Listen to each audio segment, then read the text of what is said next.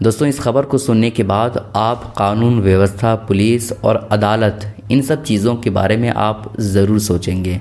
खबर दोस्तों उत्तर प्रदेश के गोंडा से है, जहां पर एक शख्स को इसलिए गिरफ़्तार कर लिया जाता है चूँकि वो दुकान खोलता है और दुकान में कुरान मुक़द्दस को बेचता है, टोपी को बेचता है, जय नमाज को बेचता है और दीनी किताबों को बेचता है, दीनी चीज़ों को बेचता है। इस वजह से उस शख्स को गिरफ़्तार कर लिया जाता है। अब हैरानी की बात है ना दोस्तों, चूँकि दीनी किताबें ख़रीदना और बेचना मुल्क भर में बेचा जाता है, ख़रीदा जाता है, इसमें गुनाह वाली क्या बात है।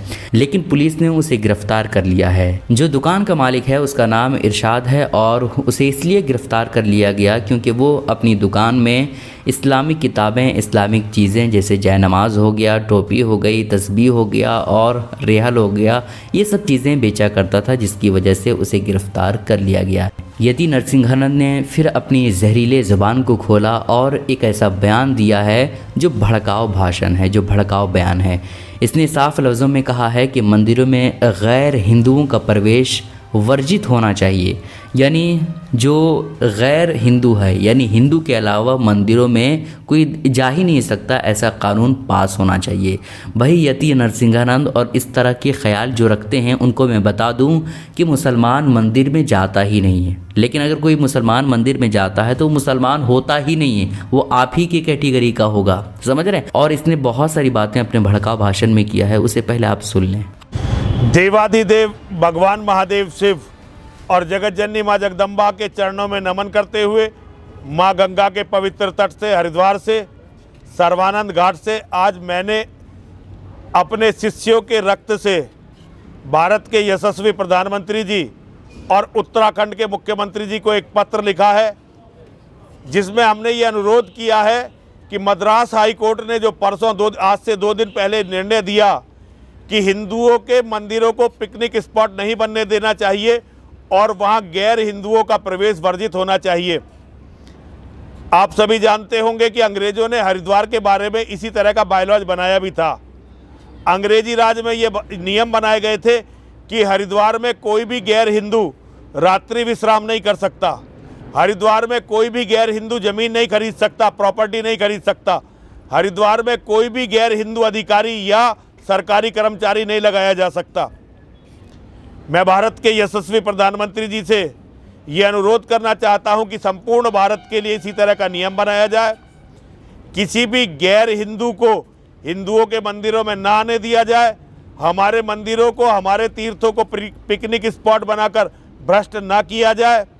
और विशेष रूप से अयोध्या का राम मंदिर जो हिंदुओं के संघर्ष, हिंदुओं के बलिदान का प्रतीक है और मुस्लिम अत्याचार का प्रतीक है, उसे झूठे धर्मनिरपेक्षता के नाम पर झूठे हिंदू मुस्लिम भाईचारे का प्रतीक ना बनाया। आपको पता होगा कि मुफ्ती सलमान अजहरी साहब को हेड स्पीच के मामले में गुजरात के एटीएस की टीम ने गिरफ्तार कर लिया है और वो हेड स्पीच भी नहीं है, भड़काऊ भाषण भी नहीं है। पूरी वीडियो में आपको दिखाऊंगा, आप खुद ही सोच में पड़ जाइएगा कि ये भड़काऊ भाषण कहाँ है। मुफ्ती सलमान अजहरी साहब ने ना ही किसी हिंदू का नाम लिया है, ना ही किसी और नेता का नाम लिया, बस वो किसी और चीज़ का जिक्र कर रहे थे। पहले आप वीडियो देखिए और एक और टी राजा जिसका नाम है, जो हमेशा भड़काऊ भाषण देता है, उसे भी आप वीडियो में देखें और आप बताइए कि भड़काऊ भाषण कौन है, मुफ्ती सलमान अजहरी साहब वाला या फिर ये टी राजा वाला। सरकार मुफ्ती आज़म हिंद के इसी कलाम पर गुफ्तगू खत्म करता हूँ। क्या बेहतरीन हमें पैगाम दिया था। दुनिया आज हमें ये टोचन मारती है, ताने मारती है, तुम अगर सच्चे हो तो इतने मारे क्यों जाते हो, तुम इतने काटे क्यों जाते हो, फिलिस्तीन में तुम्हारा कत्ल क्यों इतना ज्यादा, इराक में, शाम में, यमन में, फिलिस्तीन और अरब में, अफगान में, बर्मा में, हर जगह तुम काटे क्यों जाते हो। ये बार बार जो सवाल होता है, क्यों मारे जाते हो, क्यों काटे जाते हो, उन जालिमों को नौजवानों जवाब इतना देना। मुफ्ती आजम ने हमें सिखाया था, हम परवाने हैं मोहम्मद रसूलुल्लाह के, तू शम्मे रिसालत है, आलम तेरा परवाना। और जो परवाना होता है वो मरने के लिए ही पैदा होता है, जीने के लिए नहीं आता है। परवाने की जिंदगी अपनी शमा की मोहब्बत में घूम घूम कर अपनी जान दे देना। और अगर हम किसी सरजमीन पर काटे जाते हैं, मारे जाते हैं, तो एक बात याद रखो, हमारे मर जाने से इस्लाम खत्म नहीं होता। इस्लाम को खत्म होना था तो करबला में खत्म हो जाता, लेकिन इस्लाम की ये सच्चाई है, इस्लाम जिंदा होता है हर करबला के बाद। लब्बैक या रसूल अल्लाह। न घबराओ ऐ मुसलमानों, अभी खुदा की शान बाकी है, अभी इस्लाम जिंदा है, अभी कुरान बाकी है। जो रोज हमसे उलझते हैं, अभी तो करबला का आखिरी मैदान बाकी है। कुछ देर की खामोशी है, फिर शोर आएगा। आज कुत्तों का वक्त है, कल हमारा दौर आएगा। आज काले रे ऊपर अरे माधर चौदह, ये मेरा बेटा है, बड़ा बेटा।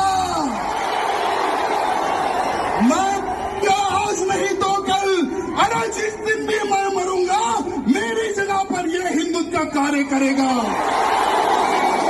अगर किसी की अम्मा ने चली, उठा ले मेरे बेटे को।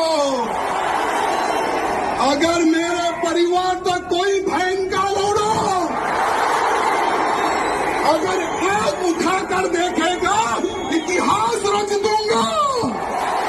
देख लिया आपने, टी राजा ने खुले शब्दों में अपने बेटे के साथ ऐसी गाली दिया है जो गाली एक बाप सुनना तक गवारा नहीं करता है, लेकिन वही बाप अपने बेटे के साथ ऐसी गाली दे रहा है जो बिल्कुल निहायत ही शर्मिंदगी वाला गाली है। और इसके अलावा हमारे हिंदू भाइयों को मुसलमानों के खिलाफ भड़का रहा है। मुफ्ती सलमान अजहरी साहब ने इस बयान में कहीं पर भी किसी नेता का नाम नहीं लिए और ना ही किसी हिंदू का नाम लिए हैं, ना ही हिंदू का जिक्र किए हैं, बल्कि इज़राइल जिस तरह से फ़लस्तीनियों पर जुल्म और तशद्दुद कर रहा है, जुल्म कर रहा है फ़लस्तीनियों पर, उसी के बारे में कह रहा है कि अभी तो कुछ देर की खामोशी है, फिर शोर आएगा। आज कुत्तों का दौर है, कल हमारा दौर आएगा। लेकिन इसके बावजूद पुलिस वालों ने मुफ्ती सलमान अजहरी साहब को हेड स्पीच के मामले में गिरफ्तार कर लिया।